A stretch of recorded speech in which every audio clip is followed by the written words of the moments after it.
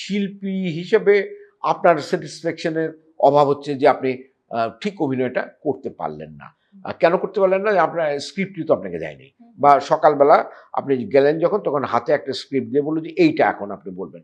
তো আপনার যে পূর্ব প্রস্তুতির কথা, আমি যে থিওরিটিক্যাল অনেকগুলো কথা এর আগে বললাম, কোনোটাই এক্ষেত্রে আপনার প্রযোজ্য হচ্ছে না। কিন্তু আপনাকে করতে হচ্ছে। আর দিন শেষে আপনি টাকা পাচ্ছেন, পারিশ্রমিক পাচ্ছেন এবং দেখছেন যে এইভাবেই তো হয়ে যাচ্ছে।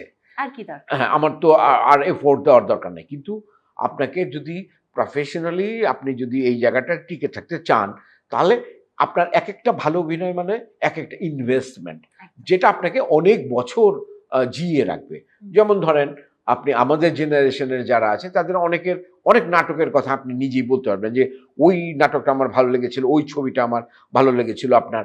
কিন্তু আমাদের পরবর্তী যে জেনারেশনগুলো আছে এখন, যারা অনেক বেশি হিট আছে বা ভিউশিপ যাদের অনেক বেশি আছে, তাদের অনেকের কোনো নাটকের নাম আপনি বলতে পারবেন না।